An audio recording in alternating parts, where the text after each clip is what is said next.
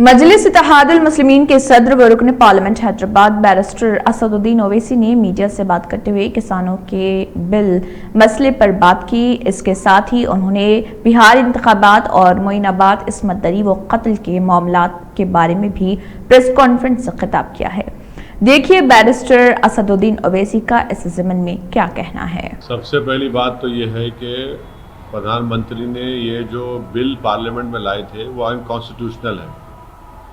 दूसरा ये है कि प्रधानमंत्री ये भूल रहे हैं कि उन्हीं के बरसों पुरानी उनके एक साथी शिरोमणि अकाली दल उनका साथ छोड़कर चले गए इसी बिल को की बुनियाद के ऊपर, किसानों के इस मसले के ऊपर। तीसरा ये है कि जेडीयू जिसके साथ बीजेपी इलेक्शन लड़ रही है बिहार में, वो भी इस पर अपनी नाखुशी का इजहार किया।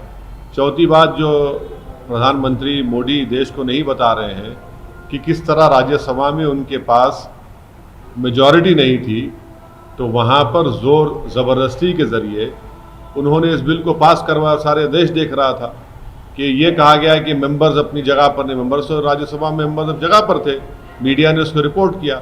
तो हर एतबार से प्रधानमंत्री का ये जो कानून उनकी सरकार ने बनाया, इसका किसान को फ़ायदा पहुंचाना मकसद नहीं है, बल्कि जो कॉरपोरेट लोग हैं जिनको प्रधानमंत्री से बड़े करीबी उनके ताल्लुकात हैं, उनको फ़ायदा पहुंचाने के लिए ये बिल को पार्लियामेंट में लाकर बावजूद इसके कि उनकी सरकार के पास मेजॉरिटी नहीं थी राज्यसभा में, उन्होंने उसको पास करवाया।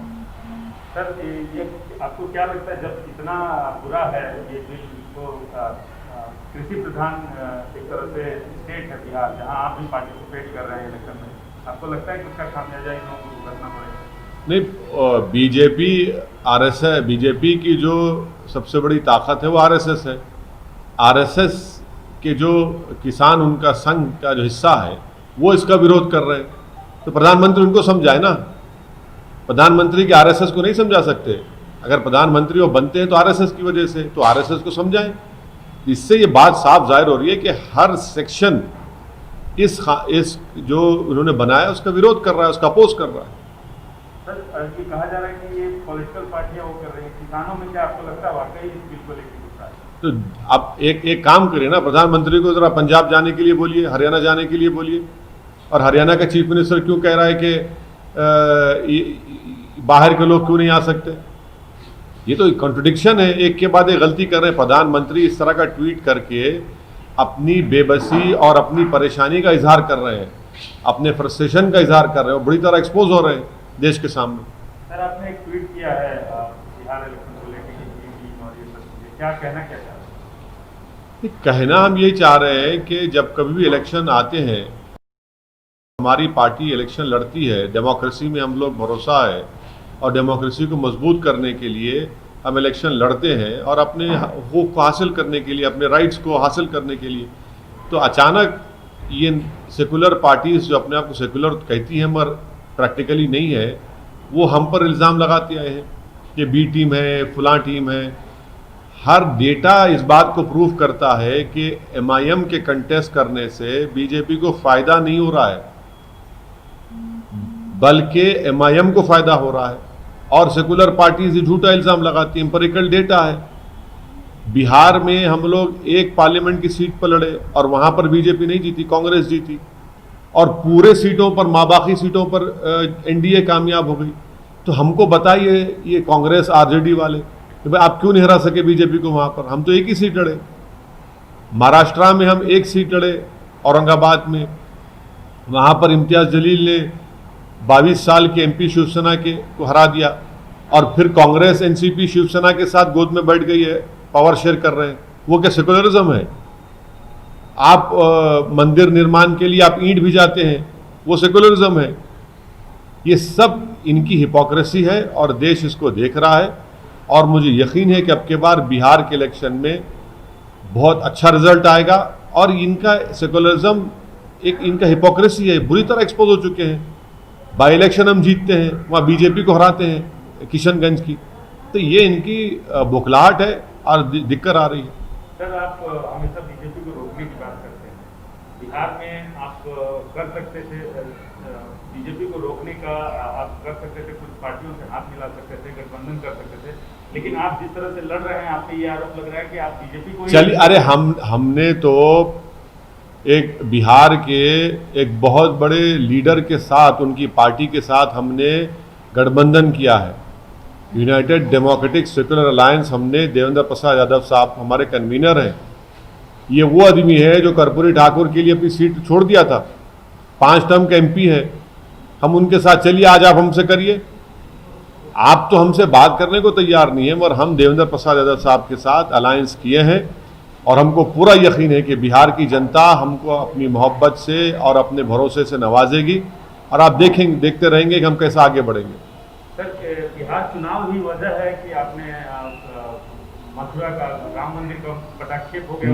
ना, लेकिन नहीं, गलत बात है ना, गलत, बिल्कुल गलत बात है। मैं तो, आपको याद होगा कि जब बाबरी मस्जिद का जजमेंट आया था, आपने सवाल किया था प्रमोद साहब, मैंने उस वक्त कहा था कि ये जजमेंट एक तो हिंदुत्व, इस देश को हिंदुत्व राष्ट्र बनाने का रास्ता फराहम करेगा। मैंने ये भी कहा था कि इस जजमेंट के बाद बहुत से पुराने इश्यूज खुलेंगे, जिसमें काशी और मथुरा का, और सच साबित हुआ मेरा बात बोल रहा हूं। और वो लोग कोर्ट को गए। जब एग्रीमेंट हो चुका है ईदगाह कमेटी के साथ, बाकायदा पूरा एग्रीमेंट की मैंने कॉपी ट्वीट की, अब क्यों मसला उठा रहे हैं? क्योंकि उनको हिम्मत मिली है इस जजमेंट के बाद कि वो ये समझ रहे हैं कि बिलीफ को कोर्ट ने उसको अपहोल्ड किया, और उनको उम्मीद ये लगी हुई कि दोबारा इस मसले में कोर्ट में जाएंगे तो कोर्ट बिलीफ को अपहोल्ड करेगा और rule of law, rule of evidence को कोर्ट बाजू रख देगा। हम ये पूछना चाह रहे हैं नरेंद्र मोदी की सरकार से कि पार्लियामेंट का 1991 का religious place of worship act है, वो एक्ट ये कहता है कि जो 15 अगस्त 1947 को जो रिलीजियस प्लेसेस थे, चाहे वो हिंदुओं के हो, मुसलमानों को, सिख के हो, ईसाइयों को, उसको चेंज नहीं किया जाएगा। तो क्या मोदी सरकार कोर्ट से जाकर कहेगी कि 1991 का places of religious worship act के तहत वो जो केस डाला गया वो मेंटेनेबल नहीं है? और राम मंदिर, बाबरी मस्जिद के केस में सुप्रीम कोर्ट की बेंच ने उसको बेसिक स्ट्रक्चर से जोड़ा है इस एक्ट को। तो क्या मोदी सरकार खुले अल्फाज में कहेगी या नहीं कहेगी, या फिर वो इसी तरह से इस इशू को उठाएगी अपनी सियासी रोटी सेकने के लिए? सर, आप भी तो सियासी मुनाफे के लिए इस इशू को उठा रहे हैं। नहीं, बिल्कुल नहीं। मैं तो 1991 एक्ट को सामने रखकर कह रहा हूं। मैं तो सुप्रीम कोर्ट के जजमेंट के बाद मेरी पहली प्रेस कॉन्फ्रेंस में मैंने इस बात को कहा था कि ये मसले उठेंगे, और मैं सच साबित हो रहा हूं। अब देखना यह है कि मोदी सरकार उस पार्लियामेंट के कानून का लिहाज रखते हुए उसको अमल करेगी, या फिर अपने सियासी फायदे के लिए इस तरह से आरएसएस के ऑर्गेनाइजेशंस को प्रमोट करते रहेगी, ताकि देश दोबारा वो जो टर्मोइल से गुजरा है 89 से 80 से लेकर 1992, उसके बाद क्या उसको दोबारा झोंकना चाहेंगे उस आग में? ये तो मोदी सरकार को बताना पड़ेगा।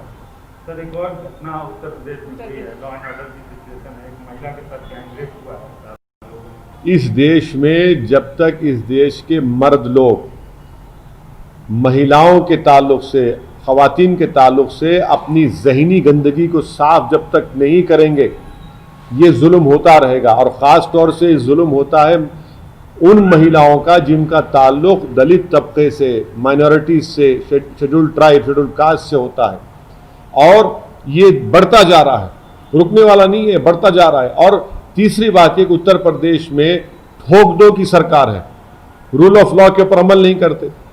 ठोक दो, क्या ठोका आपने? क्या आपने रोका इन लोगों को? 19 साल की लड़की, इतना बुरी तरह उससे बर्ताव किया गया उससे। आप बताइए उसका क्या हो रहा है फिर? आप बताइए, उसका रेप हुआ, उस बच्ची के स्पाइनल कॉर्ड तोड़ा गया, जबान को काटा गया। क्या कर रहे होता है? इस तरह ठोक दो बोलेगी। ठोक दो से नहीं होता है, आपको इन्वेस्टिगेशन सही करना पड़ेगा, आपको रोकना पड़ेगा इन ऑफेंसेस से पहले। आपकी पुलिस को तो आपने छूट दे दिया है कि गोली मार दो। अरे गोली मारने से होता है? इसके लिए बहुत जरूरी है कि कानून का डर ऐसे शैतानों के दिलो दिमाग पर पैदा होना जरूरी है। इनको कानून का डर ही नहीं है, क्योंकि उत्तर प्रदेश की सरकार ने कह दिया कि ठोक दो। ये ठोक दो की पॉलिसी इन वाकयात को नहीं रोक पाएगी जब तक कानून का डर नहीं पैदा होगा। आप बताइए कि मध्य प्रदेश में एक डीजी लेवल का ऑफिसर, उसका वीडियो वायरल होता है, वो अपने घर में अपनी वाइफ को पीटता है, अरेस्ट क्यों नहीं करते उसको आप कि बोले कंप्लेन करो? कंप्लेन क्यों करेंगे? जब सारी दुनिया ने उसको वीडियो देख लिया तो कंप्लेन की जरूरत है सरकार को। और चीफ मिनिस्टर कहते हैं कि भाई हम उनको ड्यूटी से रिलीव कर दिए। जो पुलिस जिसकी हिफाजत कर रहा है वो अपने घर में अपनी बीवी को पीटता है, क्या कॉन्फिडेंस क्रिएट कर रहे हैं महिलाओं में आप? और उत्तर प्रदेश में तो आपकी ठोक दो की पॉलिसी है। तो ये बहुत जरूरी है कि पुलिस और कानून का डर उस वक्त पैदा होगा जब ये ठोक दो की एनकाउंटर की पॉलिसी खत्म होगी।